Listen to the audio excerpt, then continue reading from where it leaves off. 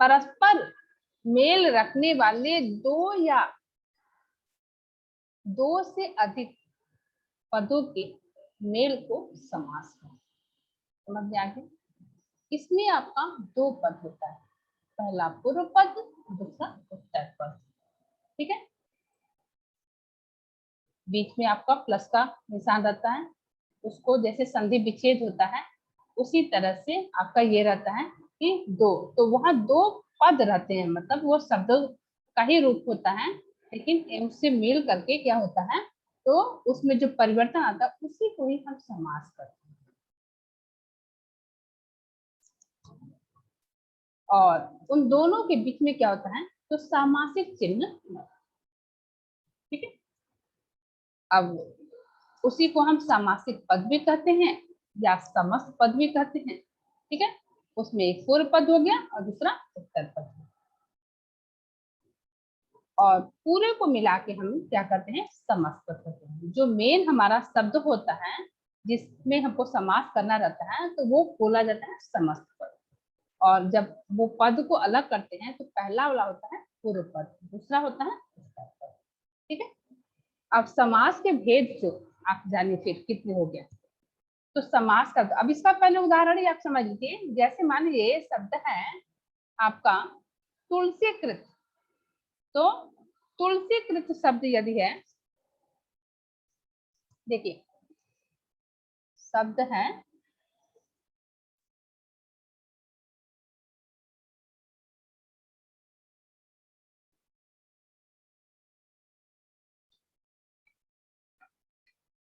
तुलसीकृत। अब इसको आप अलग करेंगे तो क्या होगा, पहला बनेगा तुलसी,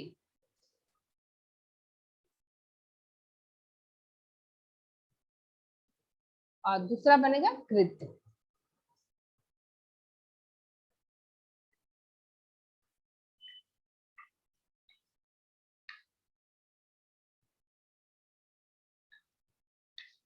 अब ये तुलसी जो हो गया ये हमारा तो पूर्व पद हो गया, पहले वाला पद हो गया। अब कृत हमारा हो गया दूसरा पद हो गया। ठीक है, तो इसको हम उत्तर पद कहेंगे। ये पूर्व पद हो गया, ये उत्तर पद हो गया। ठीक है, और इन दोनों को मिला करके ये जो है ये समस्त पद बोला जाए, क्योंकि ये दोनों का मेल है इसलिए ये समस्त पद, ये पूर्व पद, ये उत्तर पद।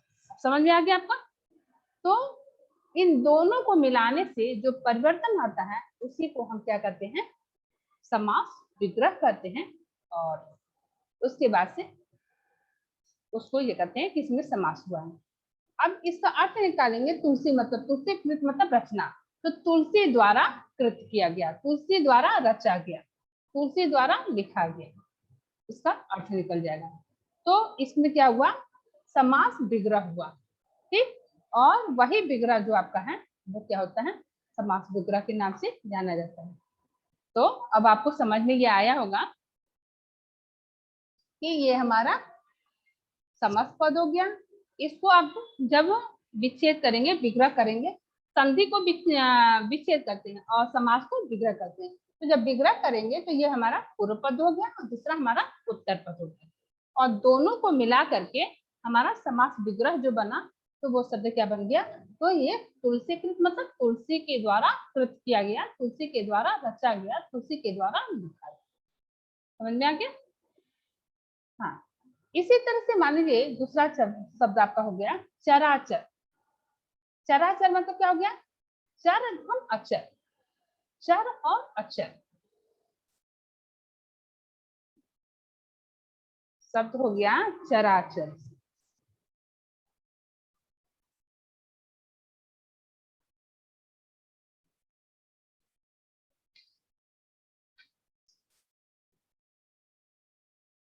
चर प्लस अक्षर। ठीक है, चर प्लस अक्षर क्या हो जाएगा आपका, तो चर और अक्षर।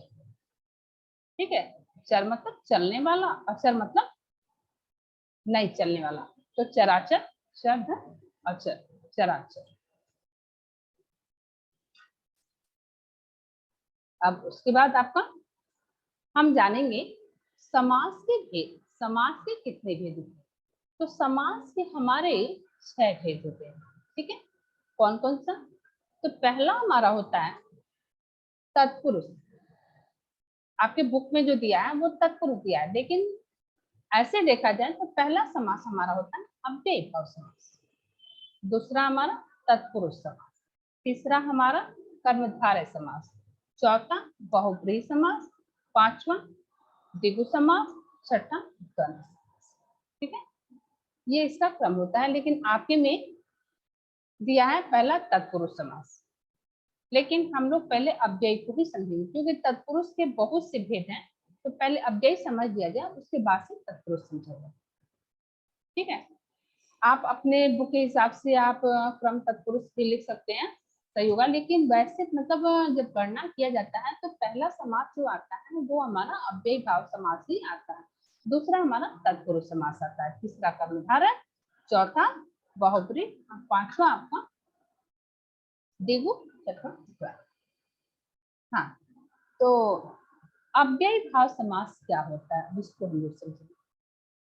अव्ययी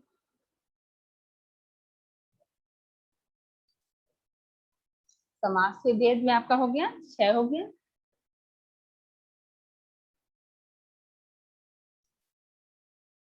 उस 6 के अंदर आपने पढ़ा तो पहला हमारा समास नाम आया अव्ययी।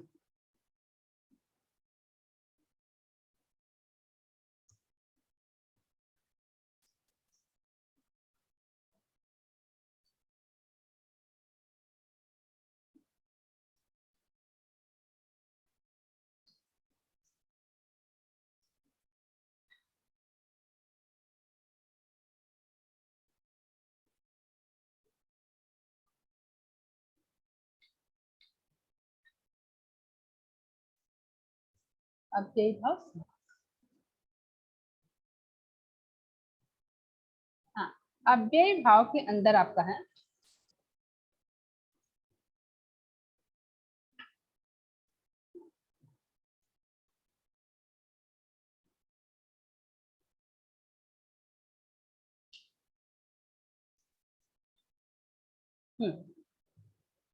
अव्ययी का शाब्दिक अर्थ होता है अव्यय हो जाना।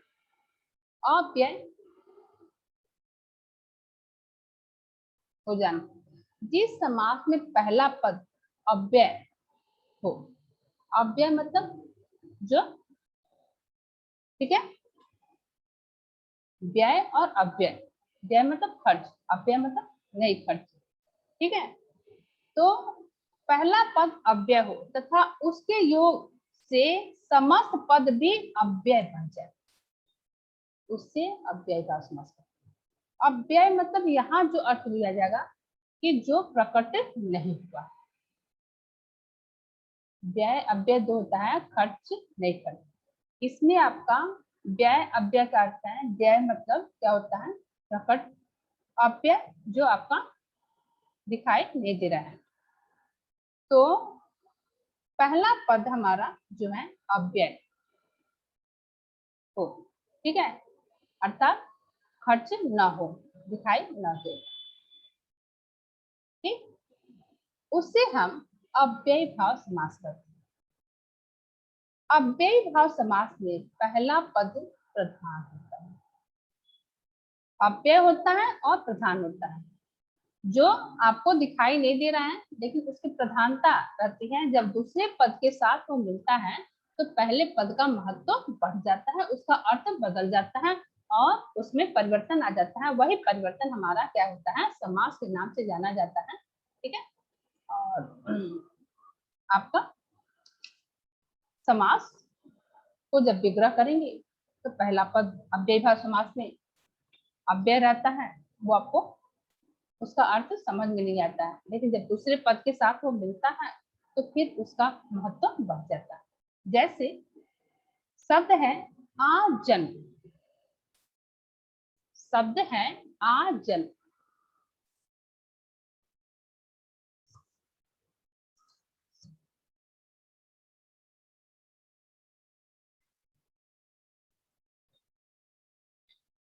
विग्रह करेंगे आप तो हो जाएगा आ धन जन। ठीक है, इसी तरह से शब्द है आजीवन।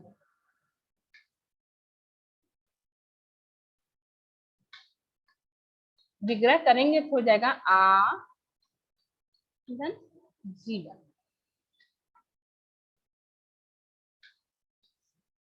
हाँ, पहला पद हमने बोला कि पहला पद हमारा प्रधान होता है और वो अव्यय भी होता है। ठीक, और दूसरे पद के साथ जब वो मिलता है तो उसका फिर अर्थ बदल जाता है, उसका रूप बदल जाता है।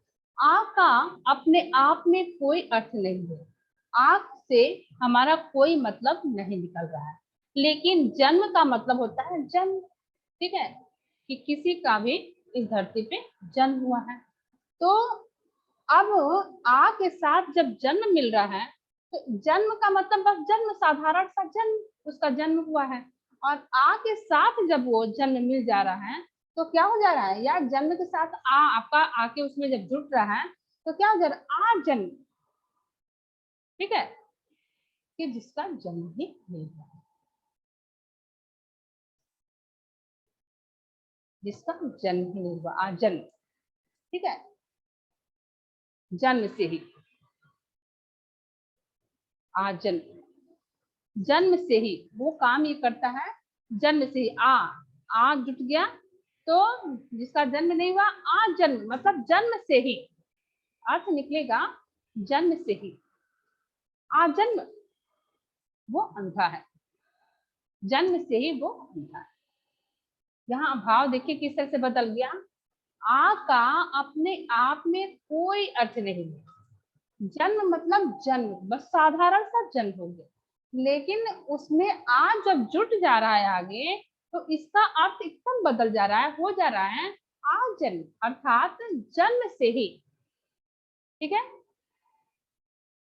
उसको, उसकी आवाज बहुत अच्छी है, वो बहुत अच्छा गाता है, अरे वो आ जन्म ही क्या है, मधुर कंठ पाया है, अर्थात आज जन्म ही मधुर कंठ पाया मतलब जन्म से ही उसके कंठ, उसकी आवाजें मधुर, इसका अर्थ निकल गया, मतलब जन्म से ही अर्थ वहां निकल रहा है। ठीक है, शुरू से उसकी आवाज अच्छी मधुर मीठी लगती। सेकंड आपका है आजीवन, उसी तरह का शब्द हो गया, आ का अपने आप में कोई अर्थ नहीं, जीवन मतलब जीवन, जीवन एक साधारण सा जीवन हो गया, लेकिन वो जीवन जब आ के साथ जुड़ा है या आ के साथ जीवन आके मिल गया तो क्या हो गया, आजीवन अर्थात जीवन पर्यंत, वहां पे अर्थ निकल रहा है आजीवन मतलब जीवन भर मैं आजीवन देश की सेवा करूंगा, मैं आजीवन अपने माता पिता की सेवा करूंगा, मैं आजीवन सदाव्रत का पालन करूंगा। ठीक है, इस तरह से आपके सेंटेंस बन गए। तो आजीवन का अर्थ क्या निकला वहां पे, आजीवन मतलब जीवन पर्यंत, जब तक मेरा जीवन चलता रहेगा, जब तक हम जीवित रहेंगे, जब तक मेरी सांसें चलती रहेंगी, उसका मतलब हो गया आजीवन। ठीक है, जीवन पर्यंत मतलब जब तक हमारा जीवन चलता रहे। और आजन का मतलब हो गया कि जन्म से ही। ठीक है, कि मैं जन्म से ही ये काम करता हूँ। उसी तरह के शब्द हैं आपका हाथों हाथ, हाथों हाथ, हाथे हाथ। ठीक है, अव्ययीभाव समास का ही ये भी आपका उदाहरण है, हाथों हाथ।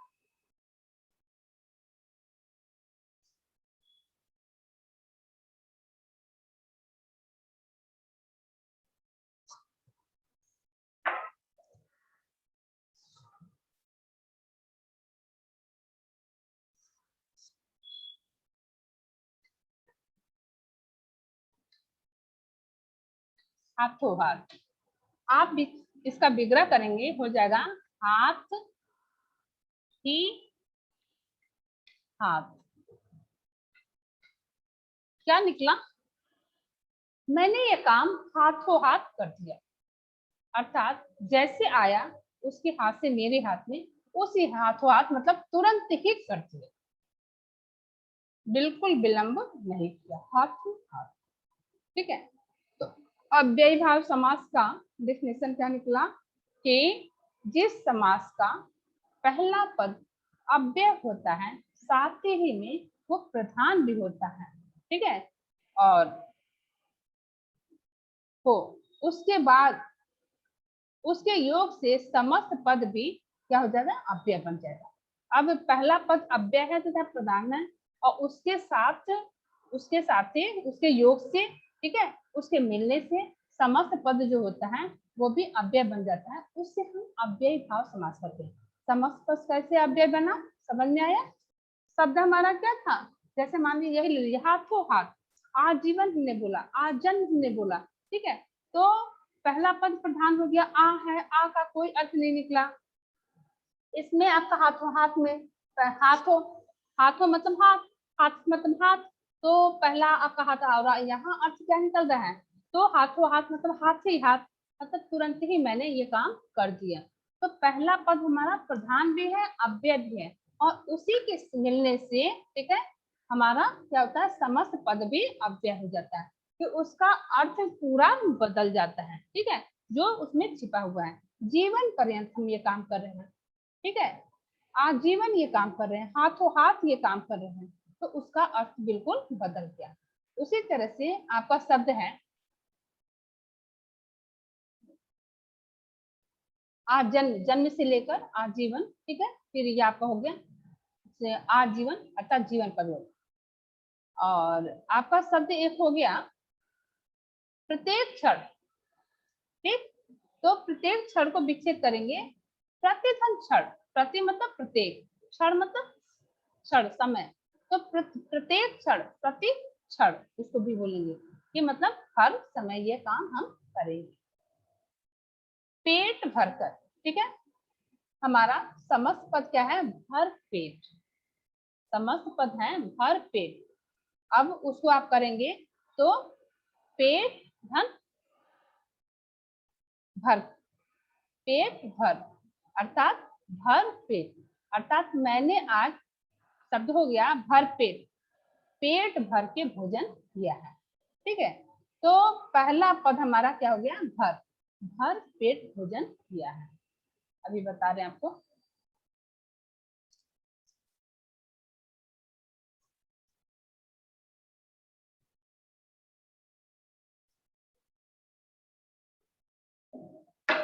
शब्द हो गया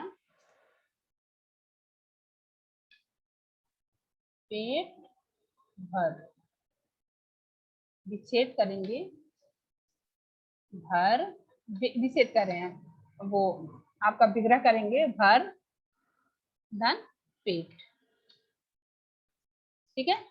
भर मतलब भरा हुआ, पेट मतलब पेट, तो भरा हुआ पेट, पेट भर, मैंने आज भर पेट भोजन किया है। भर का कोई अर्थ है अपने आप में, विग्रह करने पे पहला पद हमारा प्रधान है, पहला पद हमारा अव्यय है, और उसके साथ हमारा समस्त पद भी क्या हो जाता है, अव्यय हो जाता है।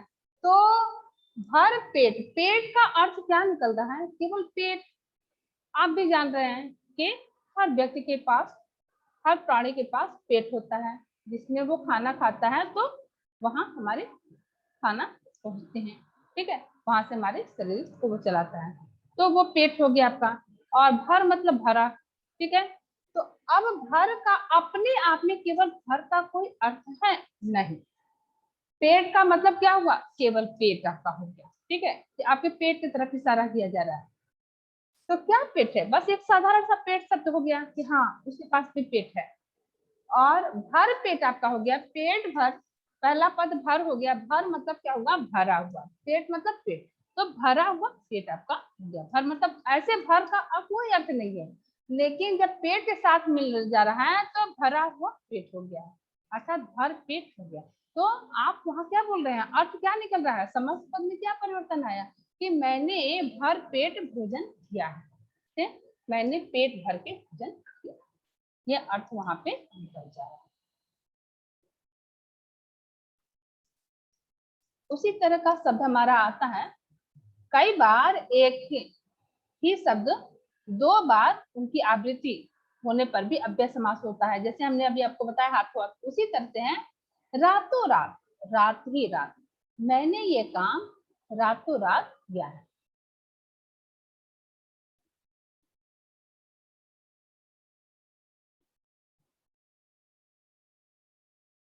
मैंने ये काम रातों रात किया है।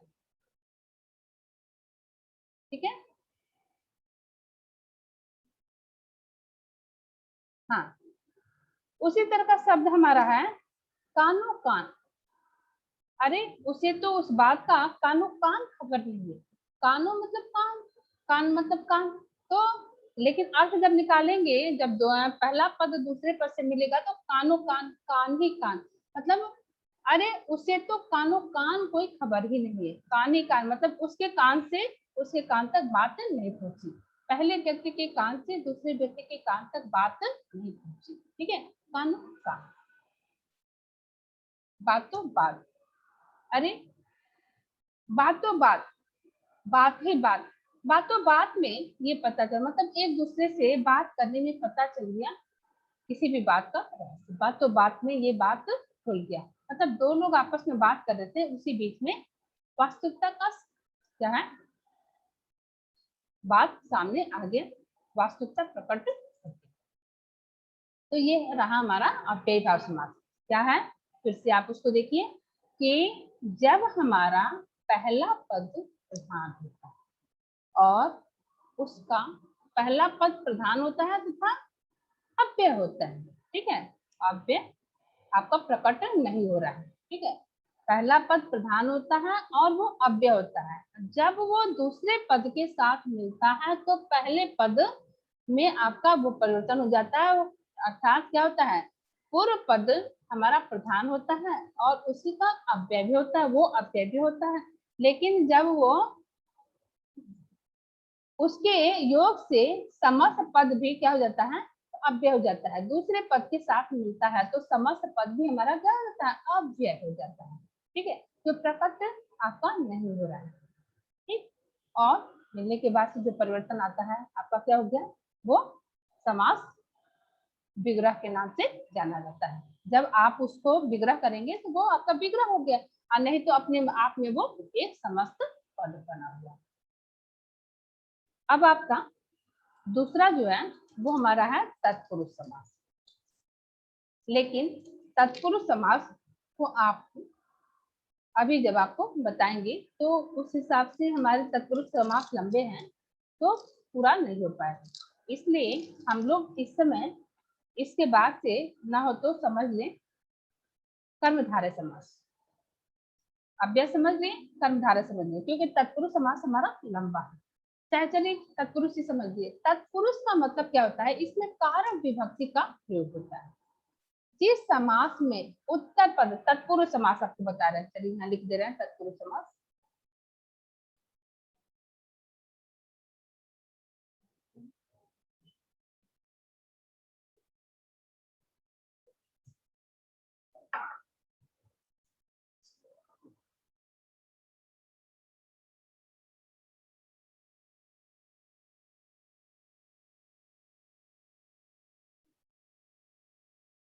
तत्पुरुष समास, जिस समास में उत्तर पद प्रधान होता है, उत्तर पद मतलब दूसरा पद प्रधान होता है, जिस समास का उत्तर पद प्रधान होता है उसे तत्पुरुष समास कहते हैं। क्या समझ में आया, जिस समास का उत्तर पद प्रधान होता है उसे हम तत्पुरुष समास कहते हैं। अव्यय भाव समास में प्रथम पद प्रधान था और उसी का अव्यय था और उसके योग से समस्त पद हमारा अव्यय बन गया था। इसका डेफिनेशन चेंज हो जा रहा है। जिस समास का उत्तर पद अर्थात दूसरा पद जो है वो वहां पे प्रधान होगा उससे हम तत्पुरुष समास कहते हैं।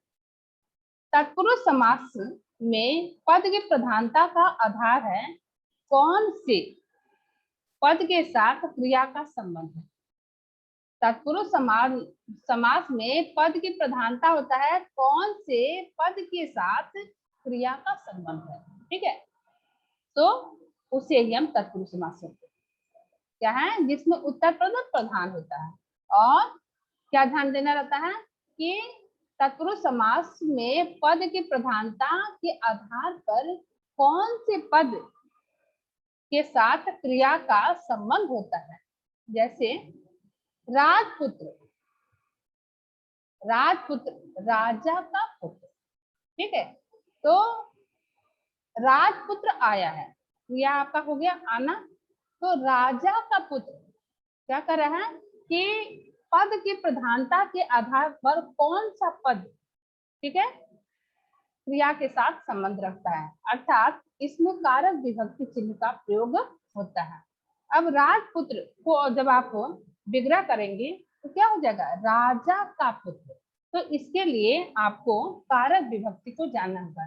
कर्ता ने, कर्म को, करण से, ये आप जानते हैं ना। तो कर्ता प्रथमा ने, द्वितीया कर्म को, ये आप जानते हैं। तो कर्ता है कि कर्म है कि करण है, ठीक है। संप्रदान, अपादान, ये सब आपको पता है। वो जब अगर आपको पता रहेगा तो तत्पुरुष समास को समझने में कहीं दिक्कत नहीं होगा। इसी से पहले बोले हैं कि तत्पुरुष नहीं बताएंगे, फिर हम चलो क्रम में बताते हैं। तो तत्पुरुष में आपको कारक विभक्ति चिन्ह को जानना जरूरी है।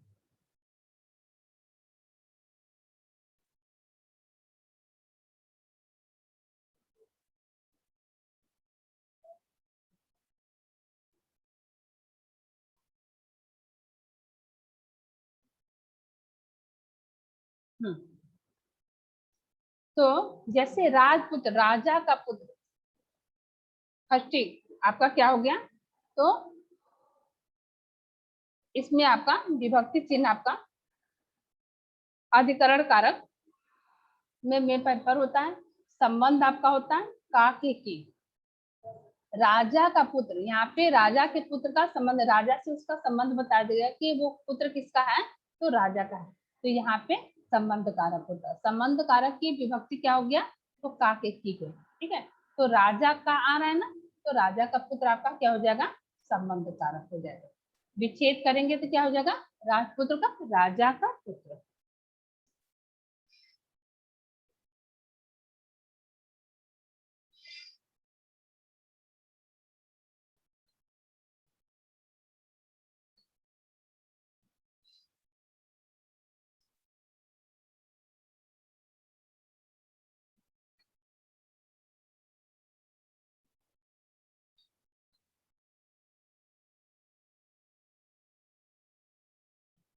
ठीक है, राजपुत्र राजा का पुत्र।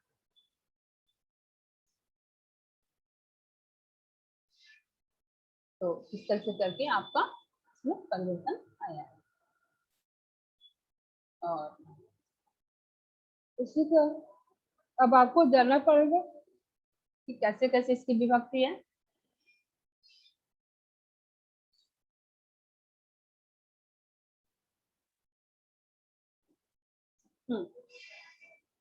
तो अब इसमें हम जानेंगे कि कारकों की विभक्ति के नाम के अनुसार तत्पुरुष समास के 6 भेद होते हैं। कारकों की विभक्ति के नाम के अनुसार ये क्या है, तत्पुरुष समास का आपका यहाँ पे नाम दिया गया है। तो इसके 6 भेद होते हैं। क्या है, तो पहला हमारा हो गया कर्ता कारक, ठीक है। तो यहाँ पे आपका कर्ता को कर्ता कारक होता है, लेकिन तत्पुरुष समास में कर्ता को नहीं दिया जाता है। तो कर्म तत्पुरुष, करण तत्पुरुष, पहला कर्म तत्पुरुष, दूसरा करण तत्पुरुष, तीसरा संप्रदान, चौथा अपदान तत्पुरुष, पांचवा संबंध तत्पुरुष और छठवां अधिकरण तत्पुरुष के नाम से जाना जाता है। ठीक है, तो अब कर्म तत्पुरुष क्या हो जाएगा तब, तो कर्म कारक की विभक्ति क्या होता है, कर्ता ने कर्म को, ठीक, को का लोप होता है। जिस तत्पुरुष समास में कर्म की विभक्ति का लोप होता है उसे हम कर्म तत्पुरुष कहते हैं। जैसे स्वर्ग प्राप्त शब्द हो गया, स्वर्ग प्राप्त। अब इसका विग्रह करेंगे तो क्या होगा, स्वर्ग को प्राप्त। शब्द हो गया जैसे राजपुत्र, राजा का पुत्र, ठीक है। तो संबंध बता रहा है वो क्या है, उसका राजा से संबंध है कि राजा का पुत्र। उसी तरह से है स्वर्ग प्राप्त,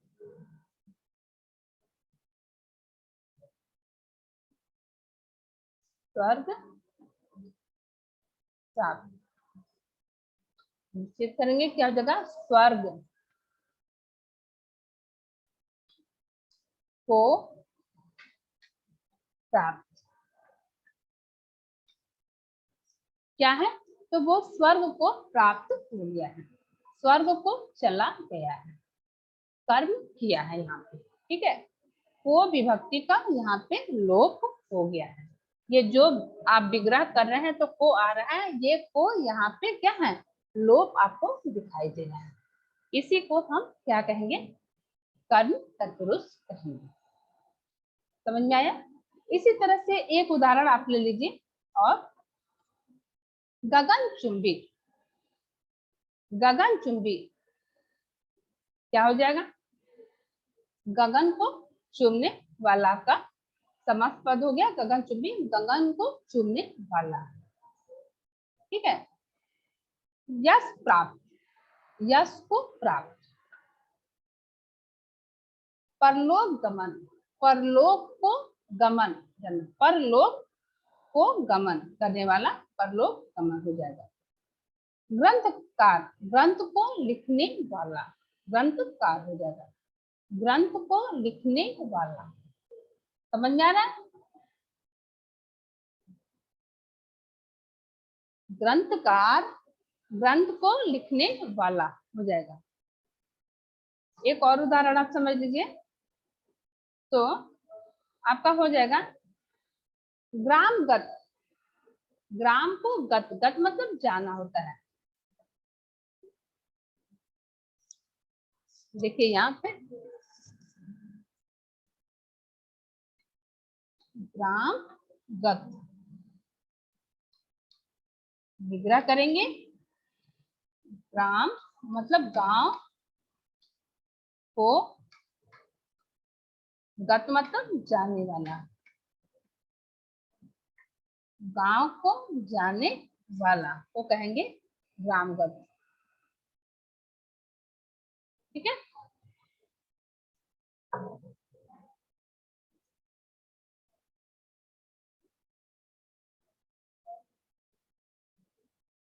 तो इस तरह से करके आपका ये हुआ कर्म तत्पुरुष। दूसरा हमारा आएगा करण तत्पुरुष।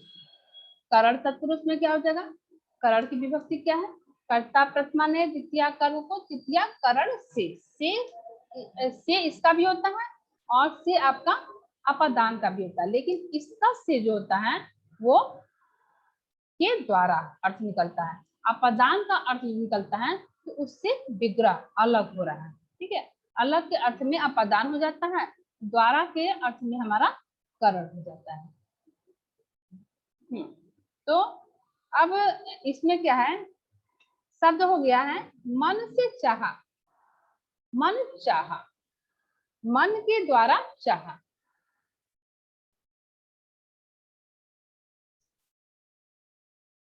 करण पुरुष का जो है उसकी विभक्ति से होता है, से का मतलब वहां पे से द्वारा, अर्थात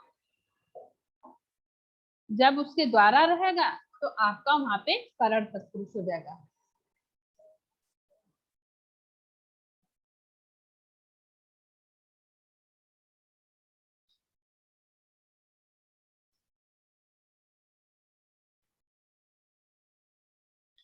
करण तत्पुरुष समास, मन चाहा,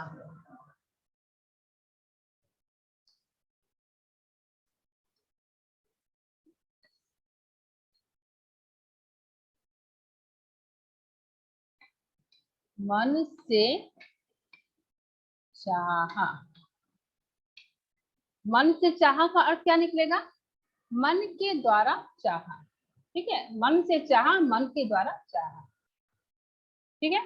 उसी तरह से शब्द है हमारा सूरकृत, सूर के द्वारा रची हुई, तुलसी कृत, तुलसी के द्वारा रची हुई, कबीर कृत, कबीर के द्वारा रची हुई।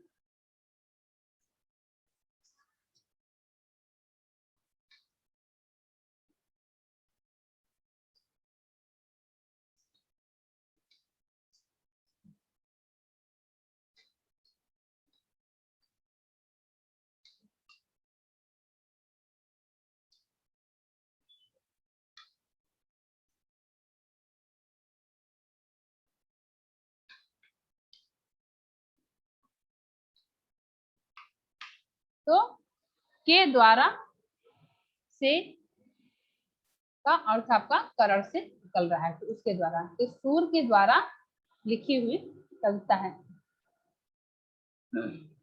तो उससे हमारा अर्थ निकल गया सूर।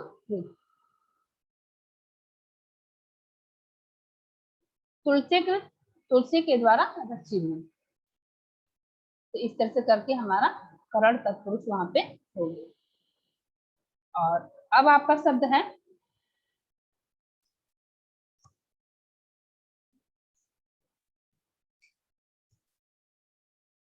कबीर कृत, कबीर के द्वारा रची हुई।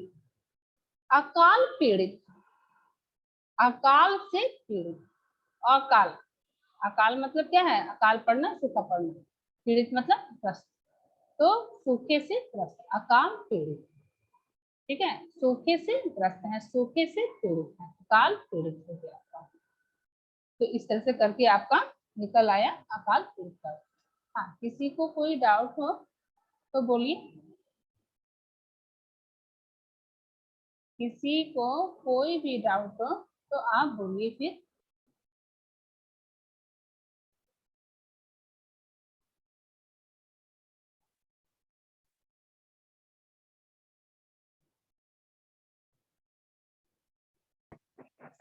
Yes, ma'am. In Brave Horse Mass, I didn't understand because sound was not coming. तो ये तो नेटवर्क प्रॉब्लम होगा।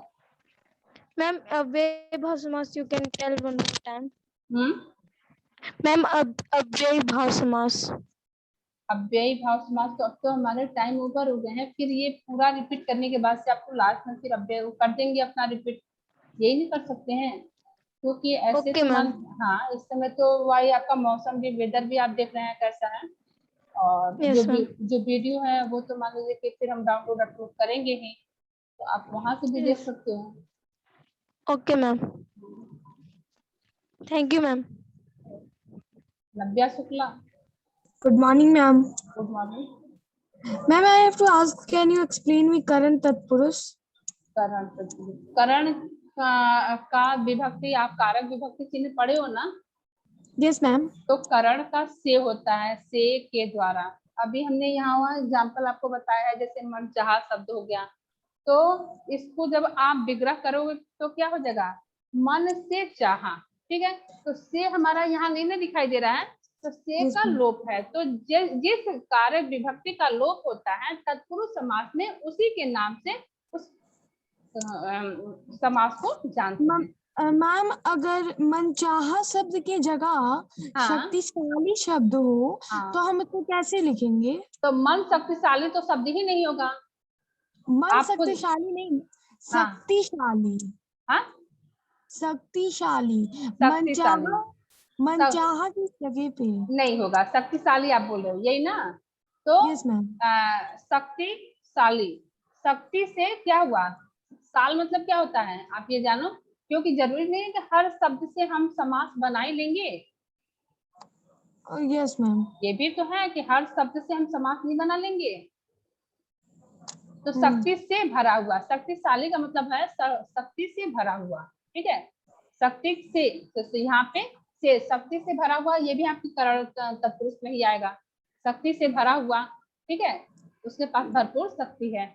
मैम, इसका मीन्स कुछ ही वर्ड होते हैं जो समास जिन वर्ड का हम बना सकते हैं? नहीं, मतलब कुछ ऐसे शब्द होते हैं जिनके समास नहीं बनेंगे, उसका प्रयोग समास में नहीं होता है, वहां विग्रह नहीं होगा, लेकिन ये शक्तिशाली आपने बोला तो शक्ति से भरा हुआ, यहाँ तो आपका बन जा रहा है, यस मैम। शक्ति के द्वारा वो भरा हुआ है, शक्ति से भरपूर है वो, ठीक है, उसके पास भरपूर शक्ति है। हाँ हाँ, हाँ, ठीक है मैम, थैंक यू। ओके। और किसी को कोई प्रॉब्लम, कोई डाउट हो तो बोलिए आप। हाँ सफुल्ला, गुड मॉर्निंग मैम। बोलिए। Good afternoon ma'am, sorry. हाँ ठीक है बोलिए। मैम चक्रपाणी शब्द है, उसको हम समास विग्रह कैसे लिखेंगे? हाँ चक्र मतलब क्या होता है? चक्र, ठीक है। चक्र। और पाड़ी मतलब हाथ होता है, ठीक है। ये क्या बहुब्रीहि मैम? समास में मैम आएगा। पाड़ी मतलब हाथ होता है, ये पाड़ी है। हाथ है। हाँ अच्छा। तो चक्र को हाथ में लिए हुए हैं, कौन लिया था? पता नहीं। कौन लिया था? कृष्ण लिए थे। पता नहीं। कृष्ण लिए थे, हम बोल रहे हैं। हाँ मैम कृष्ण के हाथ बताइए। में चक्र रहता है, ठीक है। यस तो मैम। चक्रपाणी, जिसके हाथ में चक्र है उसे चक्रपाणी कहेंगे। तो बहुब्रीहि समास जब आपको पढ़ाएंगे तो उसमें आपको हम बताएंगे कि वहां पे क्या होता है, एक अन्य अर्थ बदल जाता है, मतलब बन जाता है। तो दोनों की प्रधानता होती है। चक्र का भी प्रधानता है कि चक्र भी रहेगा, पाड़ी मतलब हाथ भी रहेगा। तो चक्र है और हाथ है, लेकिन इन दोनों से मिल करके एक क्या होता है, समस्त पद का रूप पकड़ता है, जो तो अर्थ वहां पे आपका बदल जाता है बिल्कुल। तो वहां पे अर्थ निकलेगा, जहां भी आप चक्रपाणी कहोगे, जहां भी आप लंबोदर कहोगे, तो वहां लंबोदर का गणेश से अर्थ निकल जाएगा। तो वहां पे क्या हो जाएगा, लंबा है उदर जिसका, ठीक है, लंबा उदर यस मैम। लंबोदर, तो गणेश हो जाएगा। उसी तरह से जी। चक्रपाणी जब है तो जिसके हाथ में चक्र है, अर्थात वहां पे कृष्ण का नाम आ जाएगा, विष्णु का नाम आ जाएगा, ठीक है। तो इस तरह से करके वहां बहुब्रीहि समास हो जाएगा। जब बहुब्रीहि समास आपको बताएंगे तो वो आपको बताएंगे कि एक नया अर्थ वो अपना बना लेता है, ठीक है। और किसी को कोई डाउट?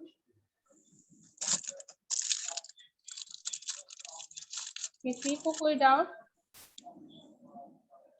नहीं है? तो ठीक है, फिर अगर आपको डाउट नहीं है तो फिर नेक्स्ट क्लास में जो होंगे तो उसमें देखा जाएगा। इसमें आपका फिर क्लास ओवर करो, क्योंकि सेकंड पीरियड आपके शुरू होंगे ना।